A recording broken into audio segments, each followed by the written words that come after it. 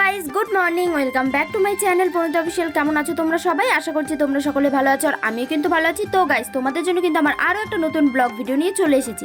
আর এখন সকাল হয়ে গেছে, আর এখনও কিন্তু আমি সকালের খাবার খাইনি। তো এখন কিন্তু আমি সকালের খাবার খেয়ে চলে এসেছি। তো এখন না এখানে বসে বসে আমি জল খাচ্ছিলাম, আর দিদি আমাকে খুব হাসাচ্ছিল।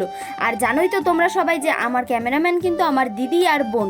তো এখানে আমি যেই জল খাচ্ছি, আর তখন আমাকে যত রাজ্যের হাসির কথা মনে করাচ্ছে। তো ওকে আমি বলছি যে চুপ কর, না হলে কিন্তু এখনই বিছানাতে আমি জল ফেলে দেবো। তারপরে ভাবলাম না, ওকে বলে লাভ নেই, জলটা আর আমি খাবোই না। তারপরে কিন্তু আমি আর জল খাইনি। আর মা ওইদিকে আমাকে খুব তাড়া দিচ্ছে, বলছে তাড়াতাড়ি রেডি হ, তোর বাবা ভাই কিন্তু রেডি হয়ে গেছে। আর কোথায় যাব সেটা তো তোমরা টাইটেল আর থাম্বনেল দেখে আশা করি বুঝে গেছো। আর যারা বোঝোনি তারা এই ভিডিওটা পুরো শেষ অবধি দেখো, তাহলেই বুঝতে পারবে। ভাই এখানে কিন্তু আমাকে এসে খুব তাড়া দিচ্ছিল, আর আমাকে না বলছিল না, তার কারণ ভাইয়ের সাথে আমার ঝগড়া হয়েছিল। আর এখানে দিদিকে দিয়ে বলা করাচ্ছিল যে তাড়াতাড়ি রেডি হতে বল। আর আমি আর ভাই কিন্তু গাড়িতে যাব, আর বাবা যেহেতু টোটোতে যাবে, তার কারণ আগে গিয়ে কারেন্টের বিল দেবে, তারপরে যাবে আমাদের সাথে। তো এখানে তাই জন্য কিন্তু আমি খুব তাড়াতাড়ি রেডি হচ্ছিলাম। আর আমি তো তোমাদেরকে আগের ভিডিওতে বলেছিলাম যে আমার চোখ যতদিন ঠিক না হবে ততদিন আমি তোমাদের সাথে ভিডিও শেয়ার করব না। আর দেখো আজকে কিন্তু আমার চোখ পুরো ঠিক হয়ে গেছে। আজকে না, কালকেই ঠিক হয়েছে। আর কালকে যেহেতু হালকা হালকা ফোলা ছিল, তাই ভাবলাম যে কালকে থেকে ভিডিও করব। জানো তো আমার এই চোখটা কিন্তু খুব তাড়াতাড়ি ঠিক হয়ে যেত, কিন্তু আমার চোখে যেহেতু ব্যান্ডেজ করে দিয়েছে, তার কারণে কিন্তু চোখটা ঠিক হতে একটু বেশি টাইম লেগেছে।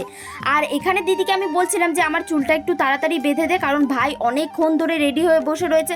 আর ওখানে না খিচখিচ করছিল, মাকে বলছে যে আমি কতক্ষণ দাঁড়িয়ে থাকবো রেডি হয়ে। আর জানো তো, যখনই ভাইয়ের সাথে আমি কোথাও যাবো না, তখনই যেন আমার রেডি হতে বেশি সময় লাগে। আর ভাইয়ের কি, জামাটা পরে চলে এসে দাঁড়িয়ে থাকে, হলো নাকি তোর, রেডি হলো নাকি তোর, কতক্ষণ তোর, অনেক সময় লাগে, মানে এরকম বলতে থাকে।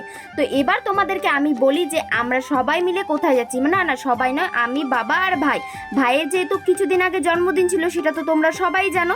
তো তাই উপলক্ষে কিন্তু ভাইকে একটা গিফট দেবো। আর কি গিফট দেবো এটা তো তোমরা টাইটেলে বুঝেই গেছো। হ্যাঁ, ভাইকে একটা সাইকেল কিনে দেবো, কারণ ভাই অনেকদিন ধরে বলছিল যে সাইকেল কিনবো সাইকেল কিনবো। আর যেহেতু ভাইয়ের স্কুল শুরু হয়ে গেছে, তাই ভাবলাম যে না, এই জন্মদিনেই সাইকেলটা দেবো।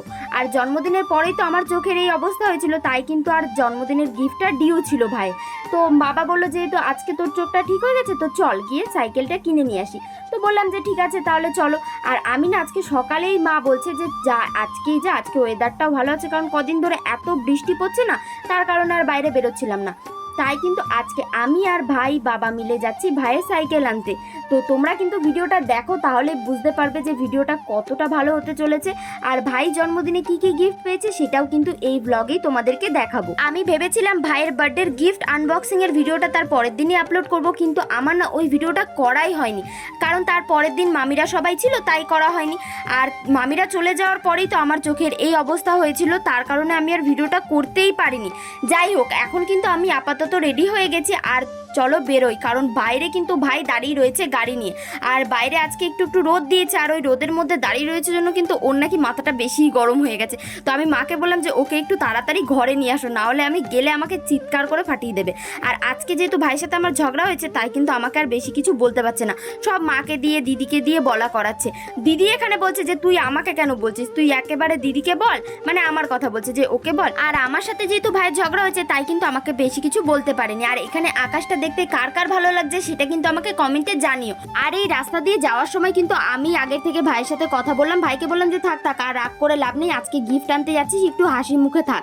আর আমার সাথে যাচ্ছিল সেরকম ভাবে কথা বলছিল না। আর আমার সাথে যখন কেউ বের হয়, যদি আমার সাথে কথা না বলে না, আমার একদমই ভালো লাগে না। তো চলো একেবারে দোকানে গিয়ে তোমাদের সাথে আবার কথা হচ্ছে। তো দেখো আমি কিন্তু আগের থেকেই দোকানে চলে এসেছিলাম, আর তোমাদেরকে তো বলেছিলাম বাবা কারেন্টের বিল দিতে গেছে, তো বাবাও কিন্তু কারেন্টের বিল দিয়ে চলে এসেছে।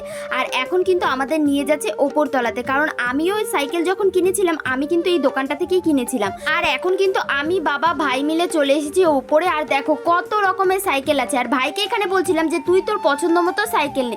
আর ভাই কিন্তু এখানে ঘুরে ঘুরে প্রত্যেকটা সাইকেলই দেখছিল যে কোনটা ভালো। তো এখানে এই কাকুটা ছিল, তো কাকুটা একটা সাইকেল বের করে দেখালো, আর যেটা কিন্তু খুবই ভালো ছিল, মানে এই সাইকেলটাই আমার ভাই নিয়েছে।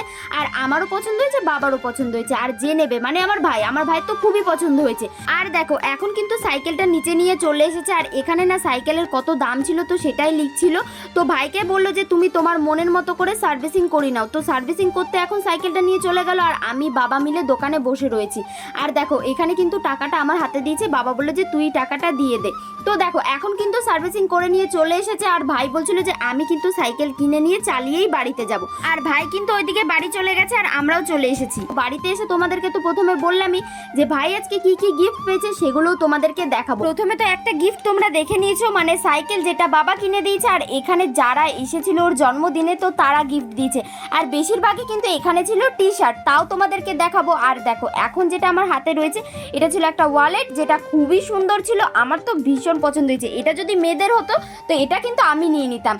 তো এরপর আমি খুঁজে খুঁজে দেখছিলাম যে আর কি দেখানো যায়। এখানে কিন্তু একটা ওয়াচ ছিল যেটা খুবই ভালো ছিল, আর একটা ওয়াচ পেয়েছিল যেটা দিদিকে আমি বলছিলাম যে আর একটা কোথায়, তো বলছে ওটা ভাই কিন্তু পরে স্কুলে চলে গেছে।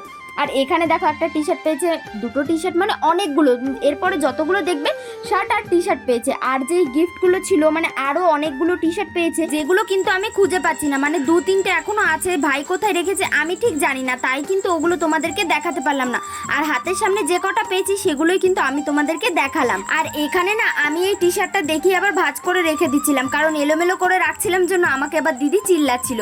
আর এই যে এখন যে শার্টটা দেখতে পাচ্ছ এটাও কিন্তু খুব সুন্দর, এটা দিয়েছে আমার একটা দিদি। এবার তোমাদেরকে বলি আমি এখন যে টি শার্টটা পরে রয়েছি এটাও কিন্তু ভাই জন্মদিনে গিফটে পেয়েছে, যেটা আমি পরে নিয়েছি। আসলে ভাই এখন বাড়িতে নেই তো স্কুলে গেছে, তাই আমি ওর টি শার্টটা পরে নিয়েছি। আর জানো তো ভাইয়ের কোনো ভালো টি শার্ট দেখলে আমি ওই টি শার্টটা যতক্ষণ না পরি ততক্ষণ যেন আমার পেটের ভাত হজম হয় না। যদিও এতগুলো টি শার্টের মধ্যে আমার কয়েকটা টি শার্ট পছন্দ হয়েছে, যেটা হয়তো আমি পরবো, তোমরা অন্য কোনো ব্লগে দেখতে পাবে। তো এখন কিন্তু এই জামা কাপড়গুলো আমি পুরো এলোমেলো করে দিয়েছি, তো এগুলো আমি গুছিয়ে নিই। তো চলো তোমাদের সাথে আবার পরে দেখা হচ্ছে। এখন কিন্তু রাত ওই 11টা বাজে, আর বোন বললো যে আমি ভাইয়ের সাইকেলটা একটু চালিয়ে দেখি। আর দেখো রোডের কিন্তু সব দোকানই বন্ধ হয়ে গেছে। প্রথমে কিন্তু আমি ভেবেছিলাম বোন হয়তো সাইকেলটা চালাতে পারবে না, তারপরে দেখলাম যে না, ও কিন্তু খুব ভালোভাবে সাইকেলটা চালাচ্ছে। আমি বোনকে এখানে চিৎকার করে বললাম যে একটু আস্তে আয়, কারণ রোড দিয়ে কিন্তু অনেক বড় বড় লরিগুলো যাচ্ছে। তো বোন বললো যে আমি একবারই চালাই, আর চালাবো না। তারপরে বোনকে বললাম যে ঠিক আছে তুই সাইকেলটা রাখ, এরপরে আমি চালাবো। তো দেখো এখন কিন্তু আমি সাইকেল চালানোর জন্য চলে এসেছি, আর এরকম সাইকেলগুলো চালাতে কিন্তু আমার বেশ ভালোই লাগে। যদিও এখন না সেরকম একটা সাইকেল চালানো হয় না, কারণ জবের থেকে গাড়ি কিনেছি, গাড়ি নিয়েই সব জায়গায় যাওয়া হয়। কিন্তু এবার থেকে আমি ভেবেছি ভাইয়ের এই সাইকেলটা আমি প্রায় চালাবো। তো দেখো এখন কিন্তু আমি সাইকেল নিয়ে ওইদিকে চলে যাচ্ছি, আর বোন এখানে ভিডিও বানাচ্ছে যেখানে আমাকে দেখাই যাচ্ছে না, আর এই অটোটাকে দেখা যাচ্ছে। বোনকে আমি পরে যখন বললাম যে এই ভিডিওটা তুই কি বানিয়েছিস, এখানে না আমাকে দেখা যাচ্ছে, এখানে তো অটোটার ভিডিওই তুই বানিয়েছিস। বলছে না না এই ভিডিওটা তাহলে তুই কেটে দিবি। আমি বললাম যে না কেন কাটবো, আমি তো সবাইকে দেখাবো যে আমার ক্যামেরাম্যান কিরকম। তো দেখো এখন কিন্তু আমি সাইকেল নিয়ে চলে এসেছি, ভাইকে বললাম যে নে এবার তো সাইকেলটা তুই ভেতরে ঢুকিয়ে দে, আর আমিও কিন্তু খাবার দাবার খেয়ে নিই। তো চলো গাইস আজকের ভিডিওটা এই পর্যন্ত। ভিডিওটা যদি ভালো লাগে তো অবশ্যই like comment share and subscribe করে দিও। চলো বাই, দেখা হচ্ছে নেক্সট ব্লগে। Good night.